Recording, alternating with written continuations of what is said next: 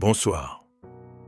Ce soir, un adversaire redoutable entre en scène, le fameux Herlock Sholmès. Mais face à Arsène Lupin, même le plus grand détective du monde peut arriver trop tard.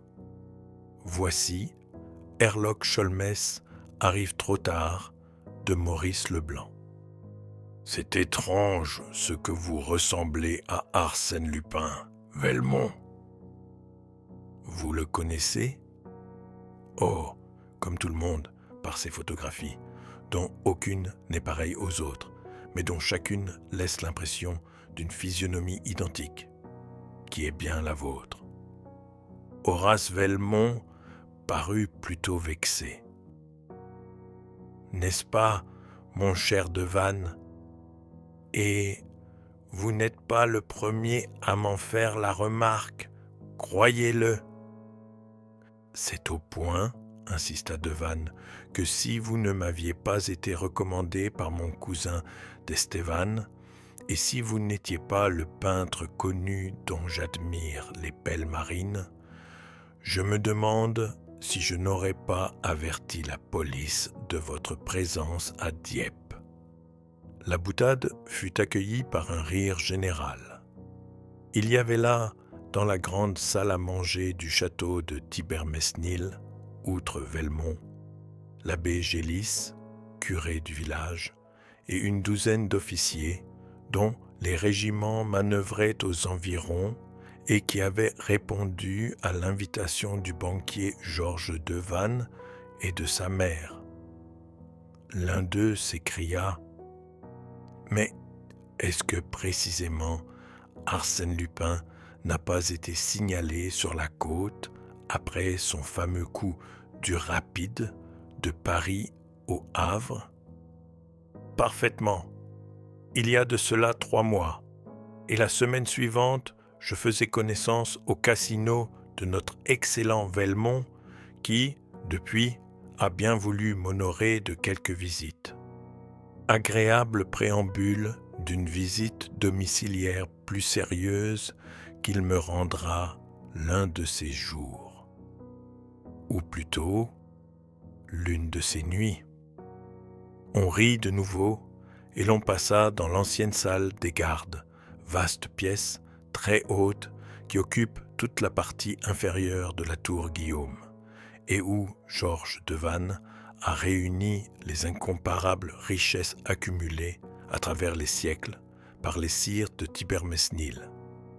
Des bahuts et des crédences, des landiers et des girandoles la décorent. De magnifiques tapisseries pendent aux murs de pierre. Les embrasures des 4 fenêtres sont profondes, munies de bancs, et se terminent par des croisées ogivales à vitraux encadrés de plomb. Entre la porte et la fenêtre de gauche s'érige une bibliothèque monumentale de style Renaissance, sur le fronton de laquelle on lit, en lettres d'or, Thibermesnil, et au-dessous, la fière devise de la famille « Fais ce que veulent ». Et comme on allumait des cigares, Devanne reprit. « Seulement, dépêchez-vous, Velmont. C'est la dernière nuit qui vous reste. » « Et pourquoi ?» fit le peintre qui, décidément, prenait la chose en plaisantant. Devanne allait répondre quand sa mère lui fit un signe. Mais l'excitation du dîner, le désir d'intéresser ses hôtes, l'emportèrent. « Bah, murmura-t-il, je puis parler maintenant. Une indiscrétion n'est plus à craindre. » On s'assit autour de lui avec une vive curiosité et il déclara, de l'air satisfait de quelqu'un qui annonce une grosse nouvelle. « Demain, à 4 heures du soir, Herlock Sholmès, le grand policier anglais pour qui il n'est point de mystère. Herlock Sholmès, le plus extraordinaire déchiffreur d'énigmes que l'on ait jamais vu. le prodigieux personnage qui semble forgé de toutes pièces par l'imagination d'un romancier, Herlock Sholmès, sera mon hôte. On se récria. Herlock Sholmès à Thibermesnil. C'était donc sérieux? Arsène Lupin se trouvait réellement dans la contrée? Arsène Lupin et sa bande ne sont pas loin. Sans compter l'affaire du baron Cahorn, à qui attribuer les cambriolages de Montigny, de Gruchet, de Crasseville, sinon à notre voleur national. Aujourd'hui, c'est mon tour. Et vous êtes prévenu, comme le fut le baron Cahorn. Le même truc ne réussit pas 2 fois. Alors voici. Il se leva et désignant du doigt, sur l'un des rayons de la bibliothèque, un petit espace vide entre 2 énormes in-folios. Il y avait là un livre du XVe siècle, intitulé « La chronique de Thibermesnil », et qui était l'histoire du château depuis sa construction par le duc Rollon sur l'emplacement d'une forteresse féodale. Il contenait 3 planches gravées. L'une représentait une vue cavalière du domaine dans son ensemble, la seconde, le plan des bâtiments, et la troisième, j'appelle votre attention là-dessus, le tracé d'un souterrain dont l'une des issues s'ouvre à l'extérieur de la première ligne des remparts et dont l'autre aboutit ici, oui, dans la salle même où nous nous tenons. Or, ce livre a disparu depuis le mois dernier. « Fichtre, dit Velmont, c'est mauvais signe. Seulement, cela ne suffit pas pour motiver l'intervention de Herlock Sholmès. Certes, cela n'eût point suffi s'il ne s'était passé un autre fait qui donne à celui que je viens de vous raconter toute sa signification. Il existait à la Bibliothèque nationale un second exemplaire de cette chronique, et ces 2 exemplaires différaient par certains détails concernant le souterrain, comme l'établissement d'un profil et d'une échelle, et diverses annotations, non pas imprimées, mais écrites à l'encre et plus ou moins effacées. Je savais ces particularités, et je savais que le tracé définitif ne pouvait être reconstitué que par une confrontation minutieuse des 2 cartes. Or, le lendemain du jour où mon exemplaire disparaissait, celui de la Bibliothèque nationale était demandé par un lecteur qui l'emportait sans qu'il fût possible de déterminer les conditions dans lesquelles le vol était effectué. Des exclamations accueillirent ces paroles.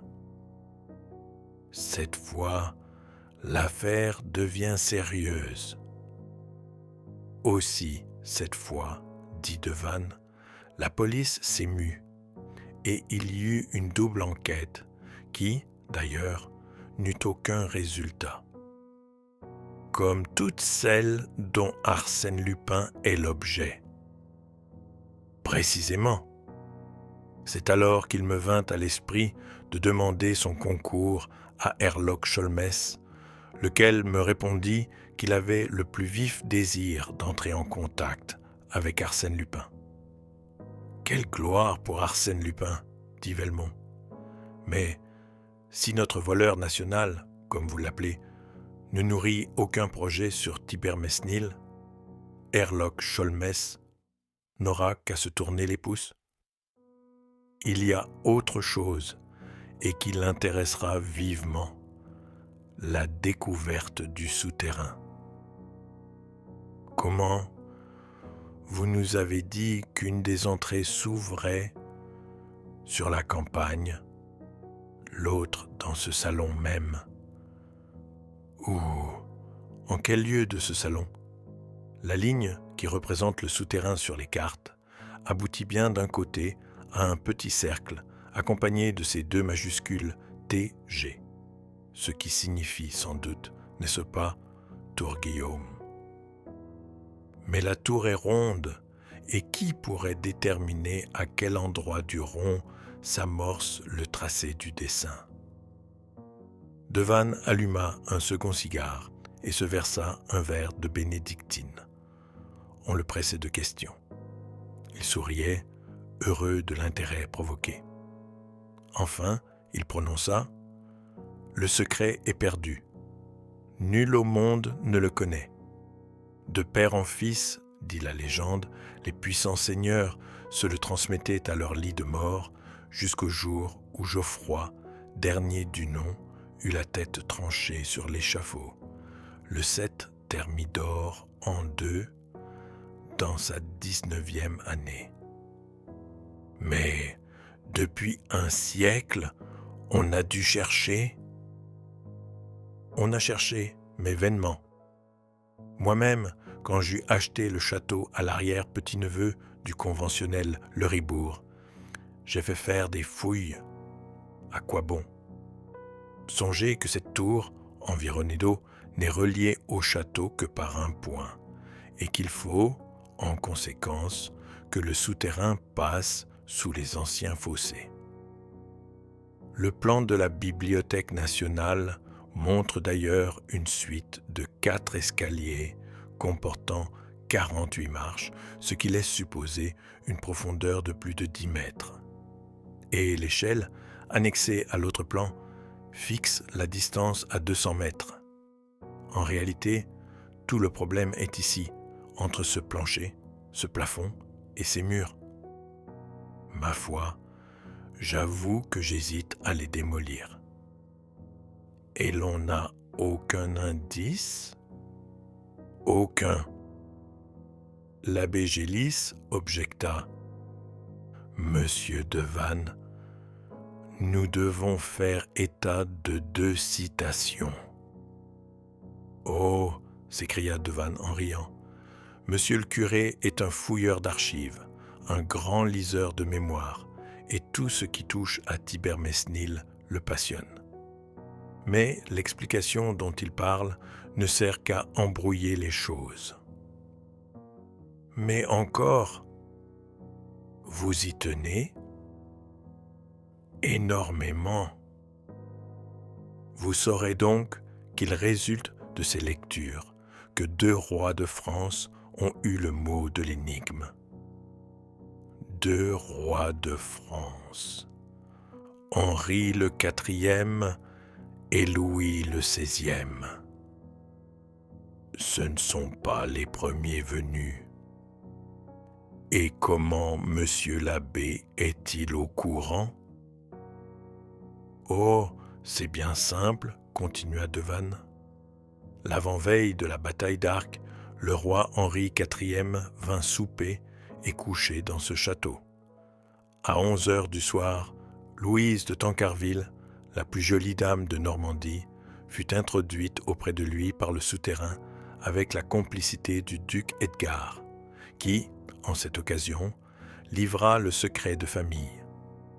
Ce secret, Henri IV le confia plus tard à son ministre Sully, qui raconte l'anecdote dans ses « Royales économies d'État », sans l'accompagner d'autres commentaires que de cette phrase incompréhensible. La hache tournoie dans l'air qui frémit, mais l'aile s'ouvre et l'on va jusqu'à Dieu. Il y eut un silence et Velmont ricana. Ce n'est pas d'une clarté aveuglante. N'est-ce pas? Monsieur le curé veut que Sully ait noté par là le mot de l'énigme, sans trahir le secret des scribes auxquels il dictait ses mémoires. L'hypothèse est ingénieuse. Je l'accorde, mais quelle est cette hache qui tourne et cet oiseau qui s'envole? Et qu'est-ce qui va jusqu'à Dieu? Mystère. Velmont reprit. Et ce bon Louis XVI fût-ce également pour recevoir la visite d'une dame qu'il se fit ouvrir le souterrain? Je l'ignore. Tout ce qu'il est permis de dire, c'est que Louis XVI a séjourné en 1784 à Thibermesnil et que la fameuse armoire de fer trouvée au Louvre sur la dénonciation de Gamin renfermait un papier avec ces mots écrits par lui. Thibermesnil, 2-6-12. Horace Velmont éclata de rire. Victoire! Les ténèbres se dissipent de plus en plus. 2 fois 6 font 12. Riez à votre guise, monsieur, fit l'abbé. Il n'empêche que ces 2 citations contiennent la solution, et qu'un jour ou l'autre viendra quelqu'un qui saura les interpréter. Herlock Sholmès d'abord, dit Devanne, à moins qu'Arsène Lupin ne le devance. Qu'en pensez-vous, Velmont? Velmont se leva, mit la main sur l'épaule de Devanne et déclara: Je pense qu'aux données fournies par votre livre et par celui de la bibliothèque, il manquait un renseignement de la plus haute importance et que vous avez eu la gentillesse de me l'offrir. Je vous en remercie. De sorte que maintenant, la hache ayant tournoyé, l'oiseau s'étant enfui, et 2 fois 6 faisant 12, je n'ai plus qu'à me mettre en campagne, sans perdre une minute, sans perdre une seconde. Ne faut-il pas que cette nuit, c'est-à-dire avant l'arrivée de Herlock Sholmès, je cambriole votre château? Il est de fait que vous n'avez que le temps. Voulez-vous que je vous conduise jusqu'à Dieppe? Jusqu'à Dieppe. J'en profiterai pour ramener moi-même monsieur et madame Dandrol et une jeune fille de leurs amis qui arrivent par le train de minuit. Et s'adressant aux officiers, Devanne ajouta: D'ailleurs, nous nous retrouverons tous ici demain à déjeuner, n'est-ce pas, messieurs? Je compte bien sur vous, puisque ce château doit être investi par vos régiments et pris d'assaut sur le coup de 11 heures.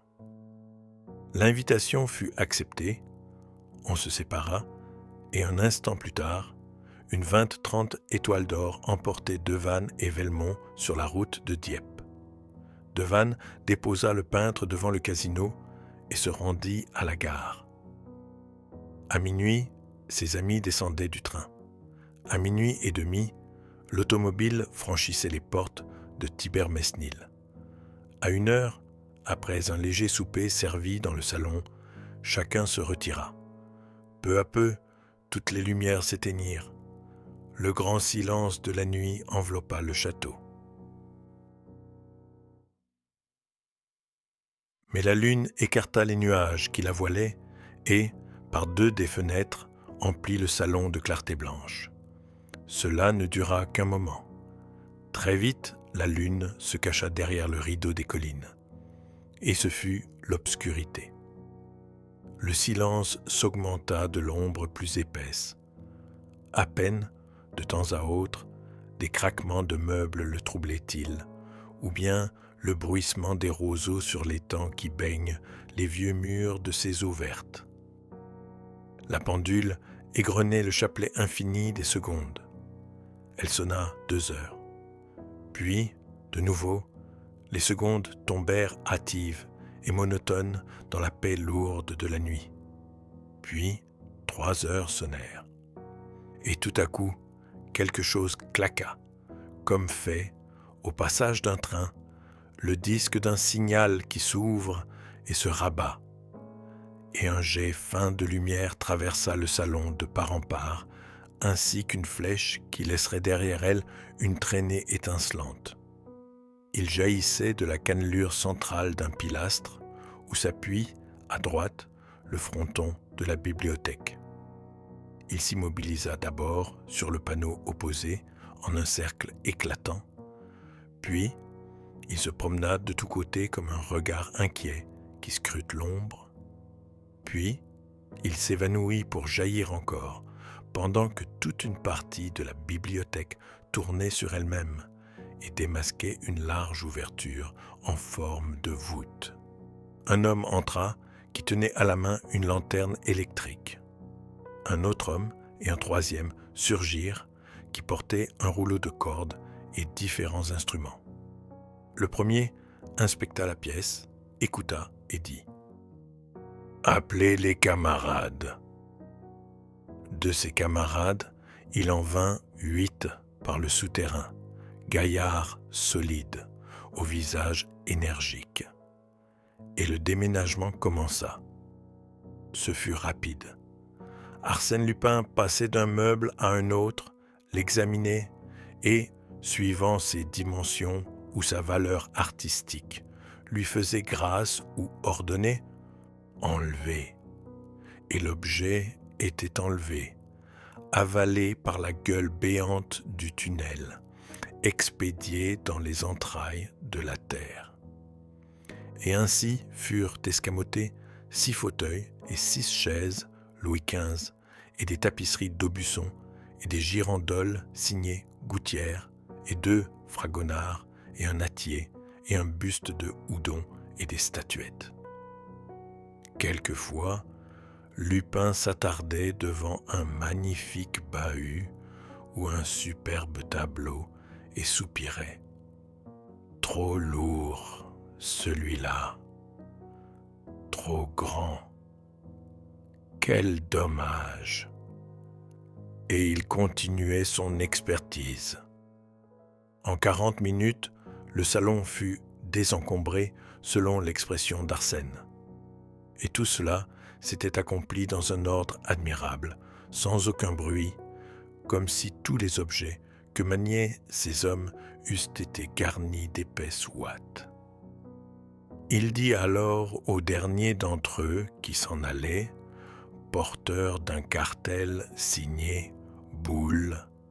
« Inutile de revenir, il est entendu, n'est-ce pas, qu'aussitôt l'autocamion chargé, vous filez jusqu'à la grange de Roquefort. Mais vous, patron, qu'on me laisse la motocyclette. » L'homme partit, il repoussa, tout contre, le pan mobile de la bibliothèque, puis, après avoir fait disparaître les traces du déménagement, effacé les marques de pas, il souleva une portière et pénétra dans une galerie qui servait de communication entre la tour et le château. Au milieu, il y avait une vitrine, et c'était à cause de cette vitrine qu'Arsène Lupin avait poursuivi ses investigations. Elle contenait des merveilles, une collection unique de montres, de tabatières, de bagues, de châtelaines, de miniatures du plus joli travail. Avec une pince, il força la serrure, et ce lui fut un plaisir inexprimable que de saisir ces joyaux d'or et d'argent, ces petites œuvres d'un art si précieux et si délicat. Il avait, passé en bandoulière autour de son cou, un large sac de toile spécialement aménagé pour ses aubaines. Il le remplit. Et il remplit aussi les poches de sa veste, de son pantalon et de son gilet. Et il refermait son bras gauche sur une pile de ces réticules en perles si goûtées de nos ancêtres et que la mode actuelle recherche si passionnément, lorsqu'un léger bruit frappa son oreille. Il écouta. Il ne se trompait pas, le bruit se précisait. Et soudain, il se rappela. À l'extrémité de la galerie, Un escalier intérieur conduisait à un appartement, inoccupé jusqu'ici, mais qui était, depuis ce soir, réservé à cette jeune fille que Devanne avait été chercher à Dieppe avec ses amis d'Androl. D'un geste rapide, il pressa du doigt le ressort de sa lanterne. Elle s'éteignit. Il avait à peine gagné l'embrasure d'une fenêtre qu'au haut de l'escalier la porte fut ouverte et qu'une faible lueur éclaira la galerie. Il eut la sensation, car, à demi caché par un rideau, il ne voyait point, qu'une personne descendait les premières marches avec précaution. Il espéra qu'elle n'irait pas plus loin. Elle descendit cependant et avança de plusieurs pas dans la pièce. Mais elle poussa un cri. Sans doute avait-elle aperçu la vitrine brisée, aux trois quarts vide. Au parfum, il reconnut la présence d'une femme. Ses vêtements frôlaient presque le rideau qui le dissimulait, et il lui sembla qu'il entendait battre le cœur de cette femme, et qu'elle aussi devinait la présence d'un autre être, derrière elle, dans l'ombre, à portée de sa main. Il se dit, elle a peur, elle va partir. Il est impossible qu'elle ne parte pas. Elle ne partit point. La bougie qui tremblait dans sa main s'affermit. Elle se retourna, hésita un instant, parut écouter le silence effrayant, puis, d'un coup, écarta le rideau. Ils se virent. Arsène murmura, bouleversé. « Vous, mademoiselle, c'était Miss Nelly. » Miss Nelly, la passagère du transatlantique, celle qui avait mêlé ses rêves aux rêves du jeune homme durant cette inoubliable traversée, celle qui avait assisté à son arrestation et qui, plutôt que de le trahir, avait eu ce joli geste de jeter à la mer le Kodak, où il avait caché les bijoux et les billets de banque. Miss Nelly, la chère et souriante créature dont l'image avait si souvent attristé ou réjoui ces longues heures de prison. Le hasard était si prodigieux qu'il les mettait en présence l'un de l'autre dans ce château et à cette heure de la nuit, qu'ils ne bougeaient point et ne prononçaient pas une parole, stupéfaits, comme hypnotisés par l'apparition fantastique qu'ils étaient l'un pour l'autre. Chancelante, brisée d'émotion, Miss Nelly dut s'asseoir. Il resta debout en face d'elle, et peu à peu, au cours des secondes interminables qui s'écoulèrent, il eut conscience de l'impression qu'il devait donner en cet instant, les bras chargés de bibelots, les poches gonflées et son sac rempli à en crever. Une grande confusion l'envahit, et il rougit de se trouver là, dans cette vilaine posture du voleur qu'on prend en flagrant délit. Pour elle, désormais, quoi qu'il advint, il était le voleur, celui qui met la main dans la poche des autres, celui qui crochette les portes et s'introduit furtivement. Une des montres roula sur le tapis, une autre également, et d'autres choses encore allaient glisser de ses bras qu'il ne savait comment retenir. Alors, se décidant brusquement, il laissa tomber sur le fauteuil une partie des objets, vida ses poches et se défit de son sac.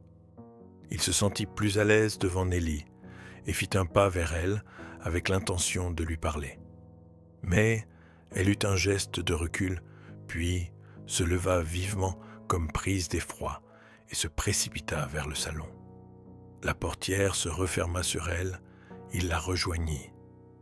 Elle était là, interdite, tremblante, et ses yeux contemplaient avec terreur l'immense pièce dévastée. Aussitôt, il lui dit « À 3 heures, demain, tout sera remis en place. les meubles seront rapportés. » Elle ne répondit point, et il répéta : « Demain, à 3 heures, je m'y engage. Rien au monde ne pourra m'empêcher de tenir ma promesse. Demain, à 3 heures. » Un long silence pesa sur eux. Il n'osait le rompre, et l'émotion de la jeune fille lui causait une véritable souffrance. Doucement, sans un mot, il s'éloigna d'elle. Et il pensait qu'elle s'en aille, qu'elle se sente libre de s'en aller, qu'elle n'ait pas peur de moi.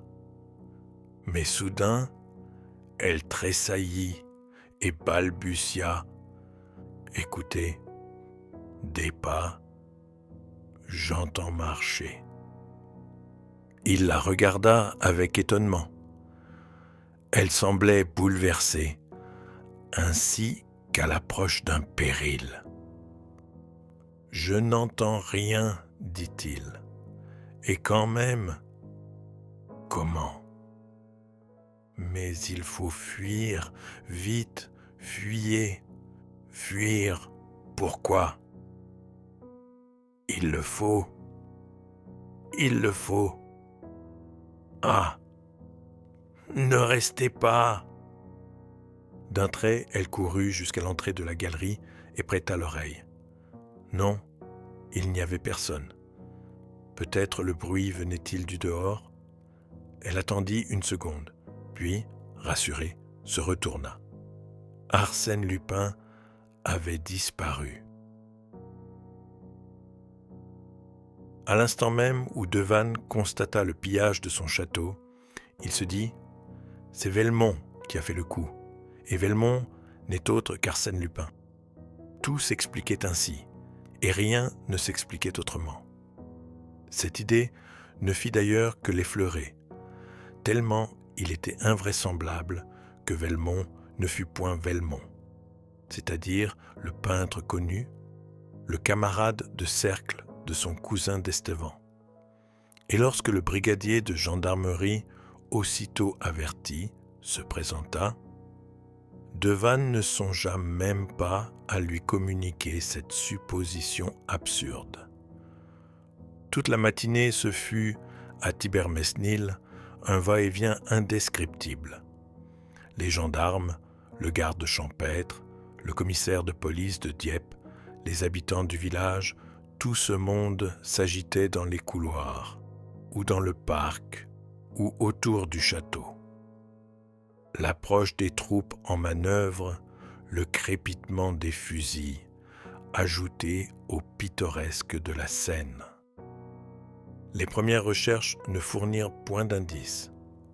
Les fenêtres n'ayant pas été brisées, ni les portes fracturées, sans nul doute le déménagement s'était effectué par l'issue secrète.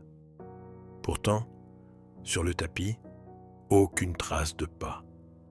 Sur les murs, aucune marque insolite. Une seule chose, inattendue, et qui dénotait bien la fantaisie d'Arsène Lupin. La fameuse chronique du XVe siècle avait repris son ancienne place. Et, à côté, se trouvait un livre semblable qui n'était autre que l'exemplaire volé de la Bibliothèque nationale. À 11 heures, les officiers arrivèrent. Devanne les accueillit gaiement. Quelque ennui que lui causa la perte de telles richesses artistiques. Sa fortune lui permettait de la supporter sans mauvaise humeur. Ses amis d'Androl et Nelly descendirent. Les présentations faites, on s'aperçut qu'il manquait un convive, Horace Velmont. Ne viendrait-il point ? Son absence eût réveillé les soupçons de Georges Devanne. Mais, à midi précis, il entrait. Devanne s'écria : « À la bonne heure, vous voilà. Ne suis-je pas exact ? » « Si, mais vous auriez pu ne pas l'être. après une nuit si agitée. Car, vous savez la nouvelle? Quelle nouvelle? Vous avez cambriolé le château. Allons donc. Comme je vous le dis. Mais offrez tout d'abord votre bras à Miss Underdown et passons à table. Mademoiselle, permettez-moi. Il s'interrompit, frappé par le trouble de la jeune fille. Puis, soudain, se rappelant, « C'est vrai, à propos, vous avez voyagé avec Arsène Lupin, jadis, avant son arrestation. La ressemblance vous étonne, n'est-ce pas ?» Elle ne répondit point.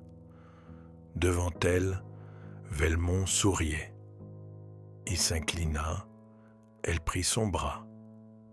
Il la conduisit à sa place et s'assit en face d'elle. Durant le déjeuner, on ne parla que d'Arsène Lupin, des meubles enlevés, du souterrain, de Herlock Sholmès. À la fin du repas seulement, comme on abordait d'autres sujets, Velmont se mêla à la conversation. Il fut tour à tour amusant et grave, éloquent et spirituel. Et tout ce qu'il disait, il semblait ne le dire que pour intéresser la jeune fille. Très absorbée, elle ne paraissait point l'entendre. On servit le café sur la terrasse qui domine la cour d'honneur et le jardin français du côté de la façade principale. Au milieu de la pelouse, la musique du régiment se mit à jouer, et la foule des paysans et des soldats se répandit dans les allées du parc. Cependant, Nelly se souvenait de la promesse d'Arsène Lupin. « À 3 heures, tout sera là. Je m'y engage. » À 3 heures. Et les aiguilles de la grande horloge qui ornait l'aile droite marquaient 2h40. Elle les regardait malgré elle à tout instant.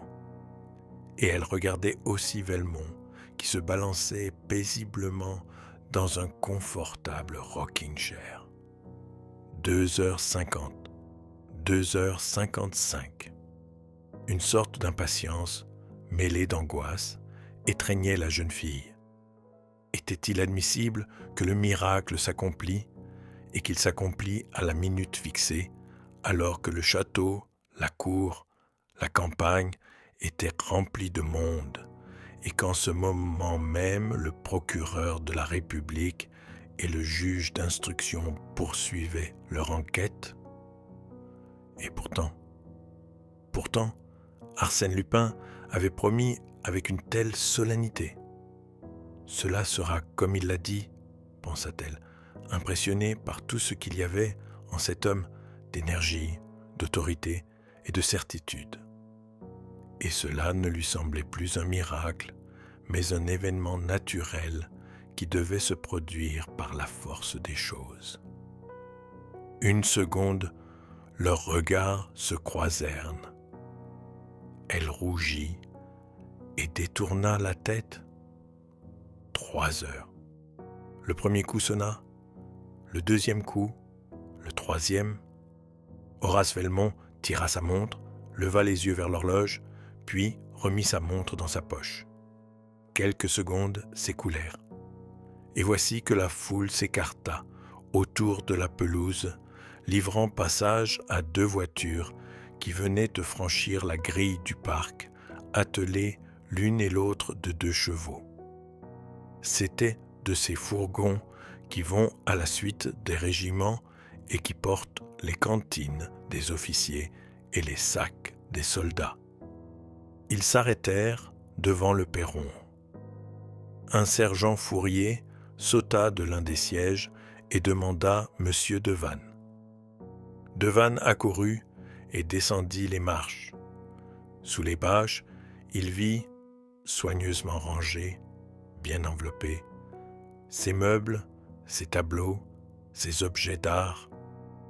Aux questions qu'on lui posa, le Fourier répondit en exhibant l'ordre qu'il avait reçu de l'adjudant de service et que cet adjudant avait pris le matin au rapport.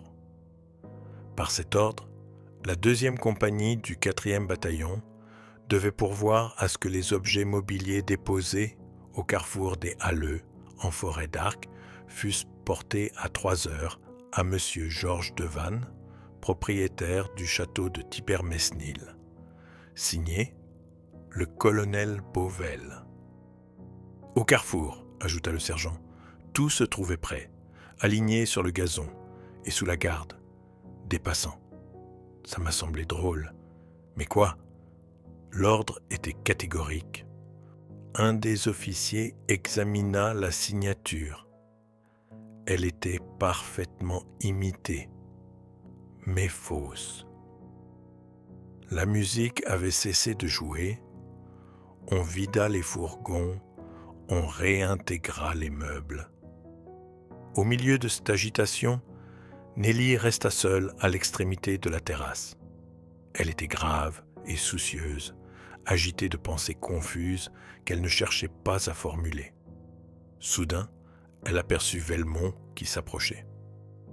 Elle souhaita de l'éviter, mais l'angle de la balustrade qui borde la terrasse l'entourait de 2 côtés, et une ligne de grandes caisses d'arbustes, orangers, lauriers roses et bambous ne lui laissait d'autre retraite que le chemin par où s'avançait le jeune homme. Elle ne bougea pas. Un rayon de soleil tremblait sur ses cheveux d'or, agités par les feuilles frêles d'un bambou. Quelqu'un prononça très bas: « J'ai tenu ma promesse de cette nuit. » Arsène Lupin était près d'elle et autour d'eux, il n'y avait personne. Il répéta, l'attitude hésitante, la voix timide. « J'ai tenu ma promesse de cette nuit. » Il attendait un mot de remerciement, un geste du moins qui prouvât l'intérêt qu'elle prenait à cet acte. Elle se tut. Ce mépris irrita Arsène Lupin, et en même temps, il avait le sentiment profond de tout ce qui le séparait de Nelly, maintenant qu'elle savait la vérité. Il eût voulu se disculper, chercher des excuses, montrer sa vie dans ce qu'elle avait d'audacieux et de grand. Mais, d'avance, les paroles le froissaient, et il sentait l'absurdité et l'insolence de toute explication. Alors il murmura tristement, envahi d'un flot de souvenirs. « Comme le passé est loin, vous rappelez-vous les longues heures sur le pont de la Provence?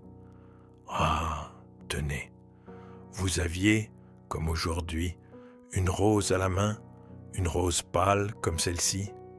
Je vous l'ai demandé. Vous n'avez pas eu l'air d'entendre. Cependant, après votre départ, j'ai trouvé la rose, oubliée sans doute. Je l'ai gardée. Elle ne répondit pas encore. Elle semblait très loin de lui. Il continua. En mémoire de ces heures, ne songez pas à ce que vous savez, que le passé se relie au présent, que je ne sois pas celui que vous avez vu cette nuit, mais celui d'autrefois, et que vos yeux me regardent, ne fût-ce qu'une seconde, comme ils me regardaient. Je vous en prie. Ne suis-je plus le même? Elle leva les yeux, comme il le demandait, et le regarda. Puis, sans un mot, elle posa son doigt sur une bague qu'il portait à l'index. On n'en pouvait voir que l'anneau, mais le chaton, retourné à l'intérieur, était formé d'un rubis merveilleux.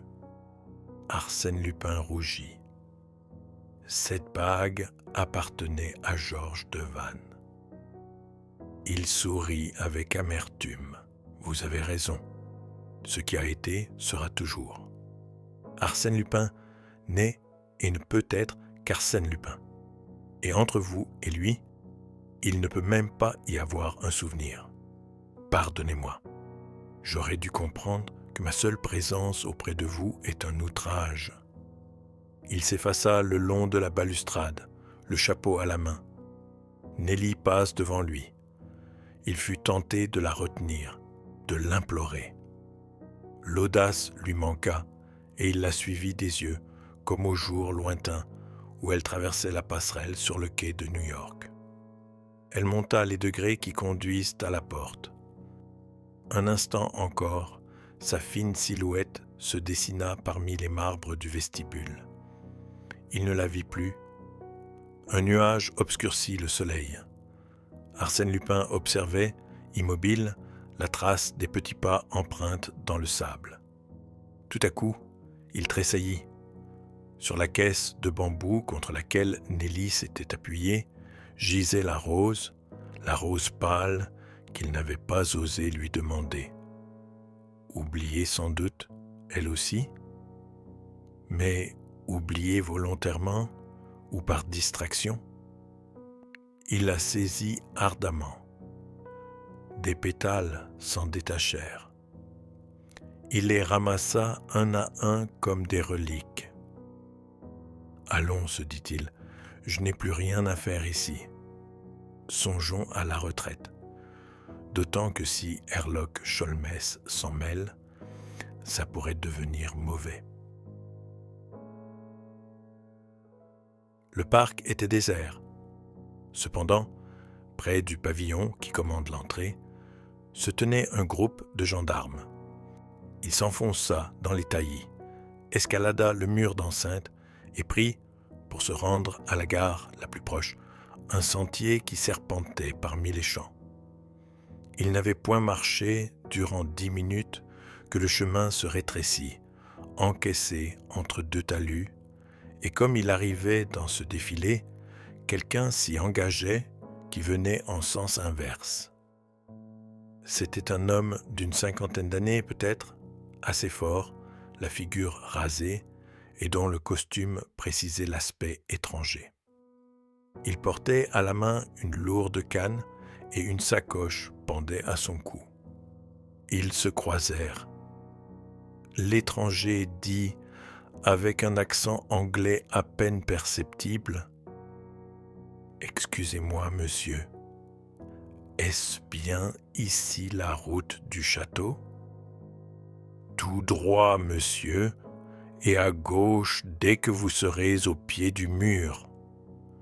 On vous attend avec impatience. »« Ah, oui, mon ami Devanne nous annonçait votre visite dès hier soir. Tant pis pour monsieur Devanne s'il a trop parlé. Et je suis heureux d'être le premier à vous saluer. Herlock Sholmès n'a pas d'admirateur plus fervent que moi. » Il y eut dans sa voix une nuance imperceptible d'ironie qu'il regretta aussitôt, car Herlock Sholmès le considéra des pieds à la tête et d'un œil à la fois si enveloppant et si aigu qu'Arsène Lupin eut l'impression d'être saisi, emprisonné, enregistré par ce regard plus exactement et plus essentiellement qu'il ne l'avait jamais été par aucun appareil photographique. « Le cliché est pris, pensa-t-il. Plus la peine de me déguiser avec ce bonhomme-là. Seulement, m'a-t-il reconnu ? » Ils se saluèrent, mais un bruit de pas résonna, un bruit de chevaux qui caracolent dans un cliquetis d'acier. C'étaient les gendarmes. Les deux hommes durent se coller contre le talus, dans l'herbe haute, pour éviter d'être bousculés. Les gendarmes passèrent, et comme ils se suivaient à une certaine distance, ce fut assez long. Et Lupin songeait, « Tout dépend de cette question. M'a-t-il reconnu ? Si oui, il y a bien des chances pour qu'il abuse de la situation. Le problème est angoissant. Quand le dernier cavalier les eut dépassés, Herlock Sholmès se releva et, sans rien dire, brossa son vêtement sali de poussière. La courroie de son sac était embarrassée d'une branche d'épine. Arsène Lupin s'empressa. Une seconde encore, ils s'examinèrent. Et, si quelqu'un avait pu les surprendre à cet instant, c'eût été un spectacle émouvant que la première rencontre de ces deux hommes, si étranges, si puissamment armés, tous deux vraiment supérieurs et destinés fatalement par leurs aptitudes spéciales à se heurter comme deux forces égales que l'ordre des choses pousse l'une contre l'autre à travers l'espace. Puis l'Anglais dit « Je vous remercie, monsieur. »« Tout à votre service, » répondit Lupin. Ils se quittèrent. Lupin se dirigea vers la station Herlock Sholmès, vers le château. Le juge d'instruction et le procureur étaient compartis après de vaines recherches, et l'on attendait Herlock Sholmès avec une curiosité que justifiait sa grande réputation. On fut un peu déçu par son aspect de bon bourgeois qui différait si profondément de l'image qu'on se faisait de lui. Il n'avait rien du héros de roman, du personnage énigmatique et diabolique qu'évoque en nous l'idée de Herlock Sholmès. Devanne, cependant, s'écria plein d'exubérance. « Enfin, maître, c'est vous! Quel bonheur! Il y a si longtemps que j'espérais. Je suis presque heureux de tout ce qui s'est passé, puisque cela me vaut le plaisir de vous voir. Mais, à propos, comment êtes-vous venu? Par le train? Quel dommage! Je vous avais cependant envoyé mon automobile au débarcadère. Une arrivée officielle, n'est-ce pas? Avec tambour et musique, excellent moyen pour me faciliter la besogne, bougonna l'Anglais. Ce ton peu engageant déconcerta Devanne, qui, s'efforçant de plaisanter, reprit « La besogne, heureusement, est plus facile que je ne vous l'avais écrit. » Et pourquoi? Parce que le vol a eu lieu cette nuit. Si vous n'aviez pas annoncé ma visite, monsieur, il est probable que le vol n'aurait pas eu lieu cette nuit. Et quand donc? Demain ou un autre jour? Et en ce cas, Lupin eût été pris au piège. Et mes meubles n'auraient pas été enlevés. Mes meubles sont ici. Ici, ils ont été ramenés à 3 heures. Par Lupin, par 2 fourgons militaires. Herlock Sholmès enfonça violemment son chapeau sur sa tête et rajusta son sac. Mais Devanne, haussant cou, s'écria « Que faites-vous? Je m'en vais. Et pourquoi? Vos meubles sont là. Arsène Lupin est loin. Mon rôle est terminé. Mais j'ai absolument besoin de votre concours, cher monsieur.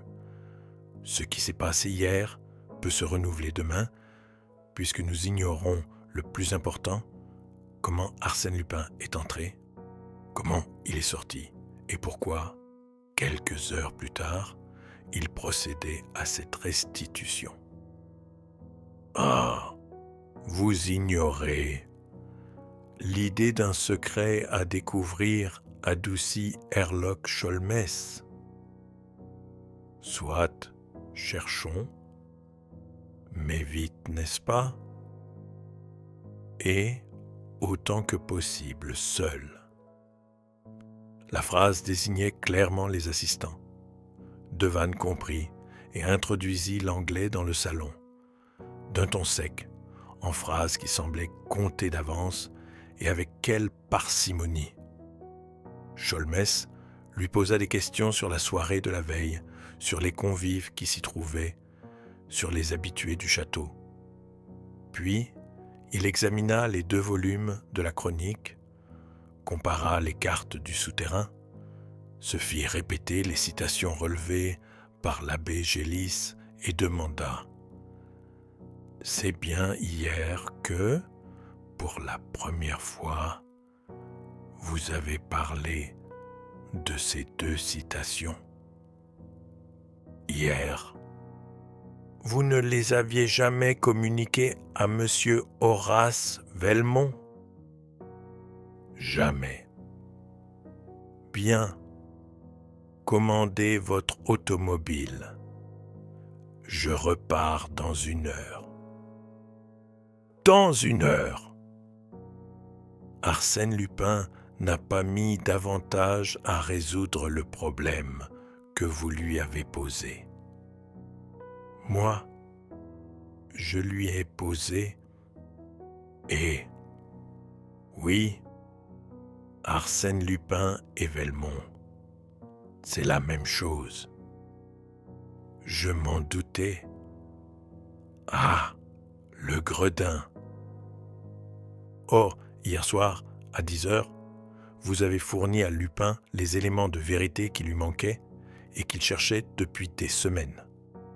Et, dans le courant de la nuit, Lupin a trouvé le temps de comprendre, de réunir sa bande et de vous dévaliser. J'ai la prétention d'être aussi expéditif.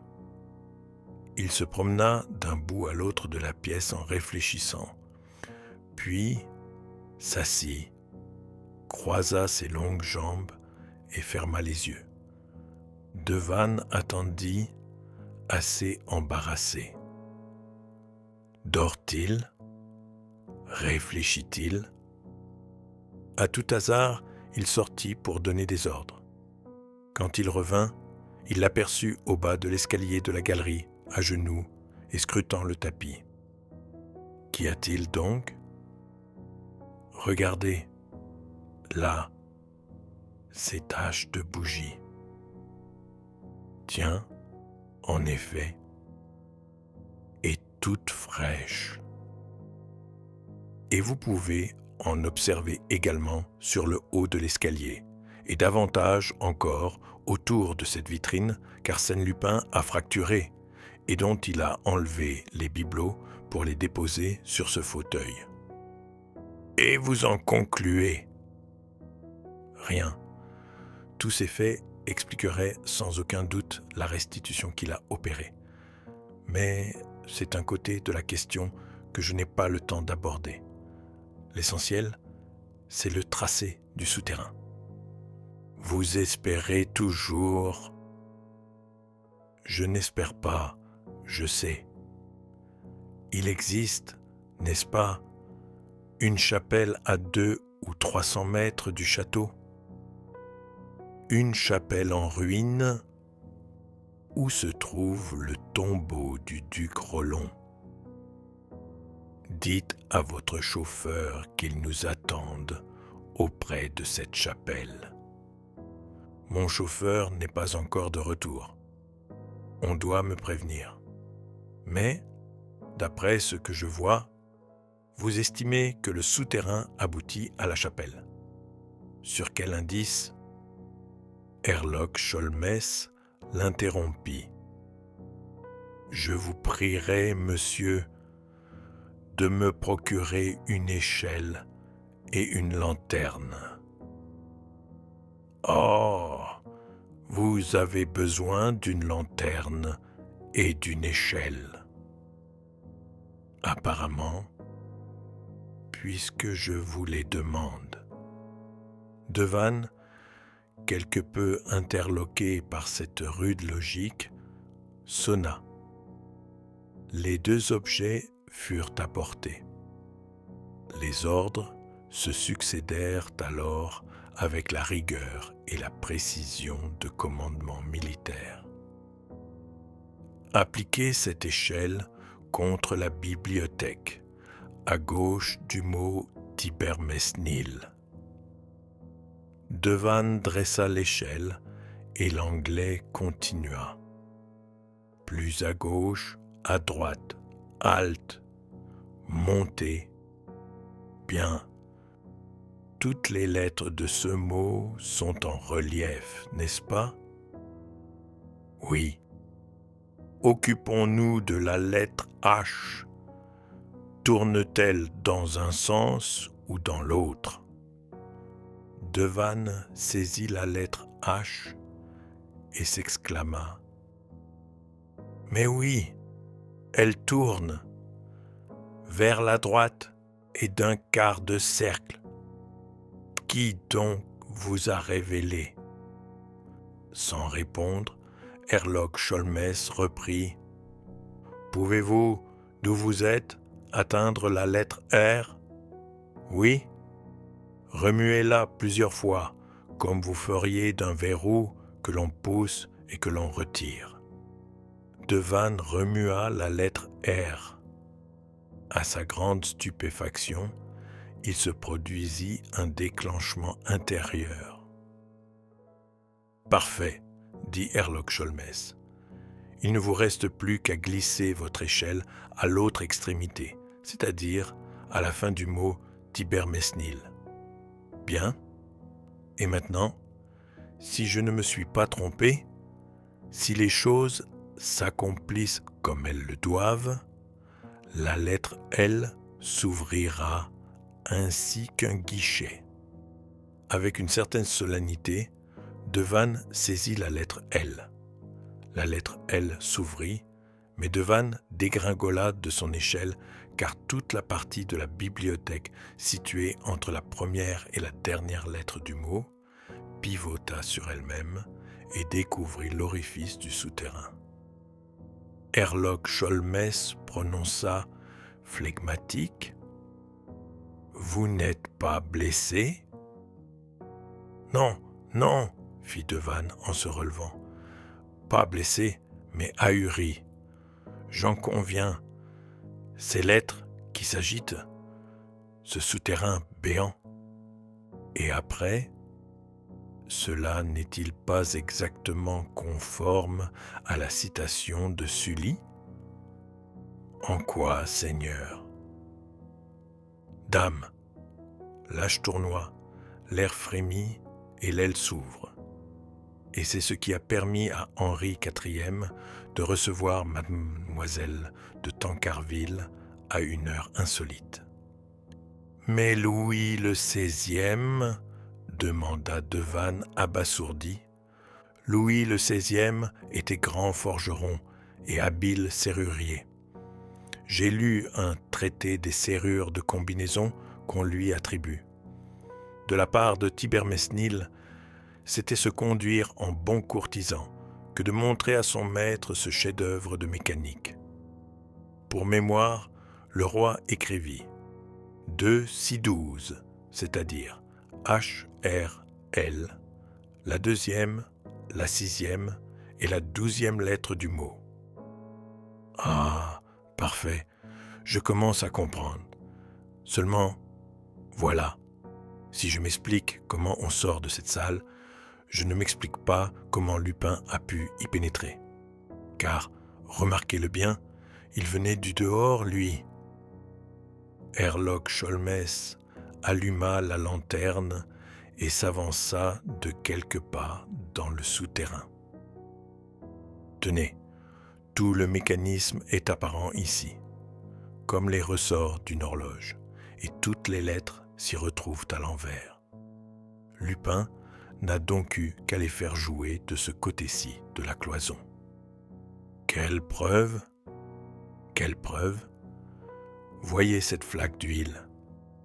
Lupin avait même prévu que les rouages auraient besoin d'être graissés, fit Herlock Sholmès, non sans admiration.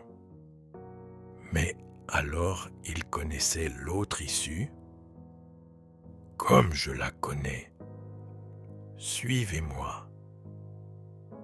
Dans le souterrain, vous avez peur? Non, mais êtes-vous sûr de vous y reconnaître? Les yeux fermés, ils descendirent d'abord 12 marches, puis 12 autres, et encore 2 fois 12 autres. Puis, ils enfilèrent un long corridor dont les parois de briques portaient la marque de restauration successive et qui suintait par places. Le sol était humide. « Nous passons sous l'étang », remarqua Devanne, nullement rassuré. Le couloir aboutit à un escalier de 12 marches, suivi de 3 autres escaliers de 12 marches qu'ils remontèrent péniblement, et ils débouchèrent dans une petite cavité taillée à même le roc. Le chemin n'allait pas plus loin. « Diable !» murmura Herlock Sholmès. « Rien que des murs nus. Cela devient embarrassant. »« Si l'on retournait, » murmura Devanne, « car, enfin, je ne vois nullement la nécessité d'en savoir plus long.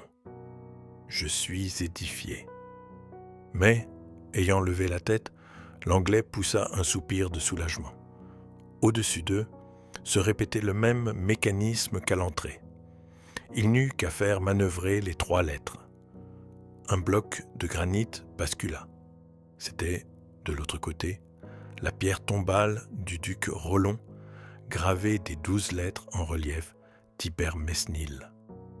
Et ils se trouvèrent dans la petite chapelle en ruine que l'Anglais avait désignée. Et l'on va jusqu'à Dieu, c'est-à-dire jusqu'à la chapelle, dit-il, rapportant la fin de la citation. « Est-ce possible ?» s'écria Devanne, confondu par la clairvoyance et la vivacité de Herlock Sholmès. « Est-ce possible que cette simple indication vous ait suffi ?»« Bah, » fit l'Anglais, « elle était même inutile. Sur l'exemplaire de la Bibliothèque nationale, le trait se termine à gauche, vous le savez, par un cercle, et à droite, vous l'ignorez, par une petite croix, mais si effacée qu'on ne peut la voir qu'à la loupe. Cette croix signifie évidemment la chapelle où nous sommes. » Le pauvre Devanne n'en croyait pas ses oreilles. C'est inouï, miraculeux, et cependant d'une simplicité enfantine. Comment personne n'a-t-il jamais percé ce mystère? Parce que personne n'a jamais réuni les 3 ou 4 éléments nécessaires, c'est-à-dire les 2 livres et les citations. Personne, sauf Arsène Lupin et moi. « Mais moi aussi, » objecta Devanne, « et l'abbé Gélis, nous en savions tous deux autant que vous, et néanmoins... » Sholmès sourit. « Monsieur Devanne, tout le monde n'est pas apte à déchiffrer les énigmes.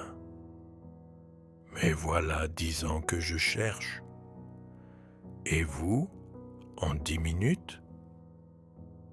Bah, l'habitude. » Ils sortirent de la chapelle et l'Anglais s'écria. « Tiens, une automobile qui attend. Mais c'est la mienne? La vôtre? Mais je pensais que le chauffeur n'était pas revenu. » En effet. Et je me demande...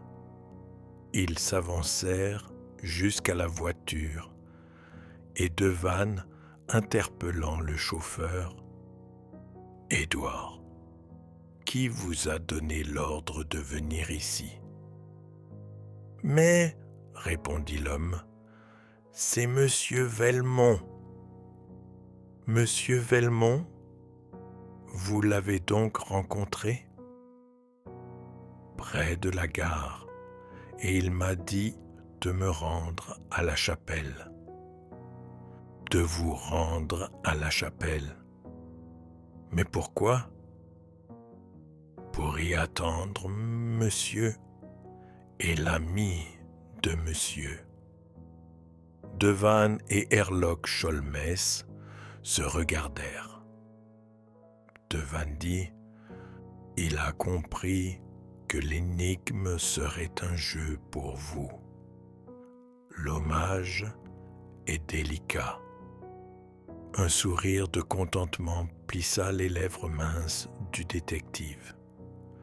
L'hommage lui plaisait. Il prononça en hochant la tête: c'est un homme. Rien qu'à le voir d'ailleurs, je l'avais jugé. Vous l'avez donc vu? Nous nous sommes croisés tout à l'heure. Et vous saviez que c'était Horace Velmont, je veux dire Arsène Lupin?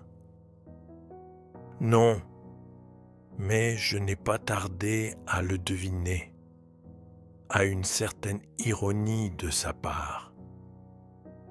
Et vous l'avez laissé échapper. Ma foi, oui, j'avais pourtant la partie belle. 5 gendarmes qui passaient. Mais sacrebleu, c'était l'occasion ou jamais de profiter. Justement, monsieur, dit l'Anglais avec hauteur, quand il s'agit d'un adversaire comme Arsène Lupin, Herlock Sholmès ne profite pas des occasions. Il les fait naître. Mais l'heure pressait, et, puisque Lupin avait eu l'attention charmante d'envoyer l'automobile, il fallait en profiter sans retard.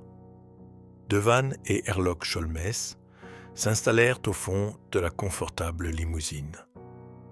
Édouard donna le tour de manivelle et l'on partit. Des champs, des bouquets d'arbres défilèrent. Les molles ondulations du pays de Caux s'aplanirent devant eux. Soudain, les yeux de Devanne furent attirés par un petit paquet posé dans un des vides-poches. Tiens, qu'est-ce que c'est que cela? Un paquet? Et pour qui donc? Mais c'est pour vous. Pour moi. Lisez, Monsieur Herlock Sholmès, de la part d'Arsène Lupin. L'Anglais saisit le paquet, le déficela, enleva les 2 feuilles de papier qui l'enveloppaient. C'était une montre. « Oh !» dit-il, en accompagnant cette exclamation d'un geste de colère. « Une montre !» fit Devanne. « Est-ce que par hasard ?»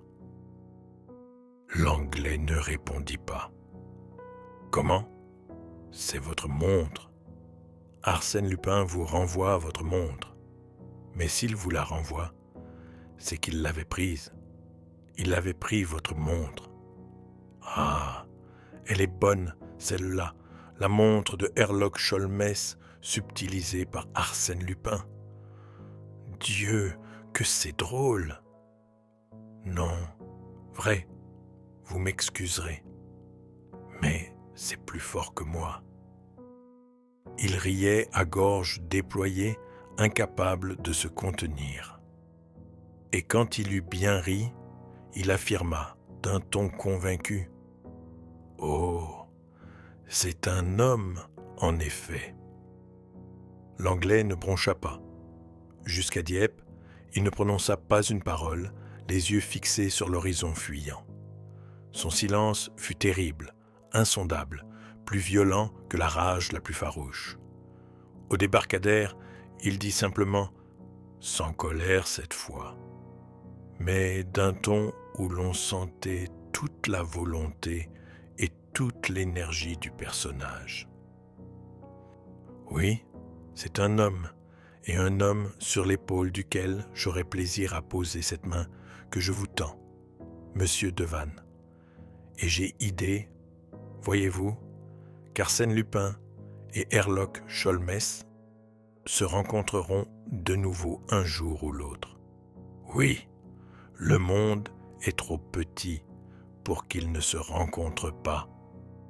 Et ce jour-là, Fin.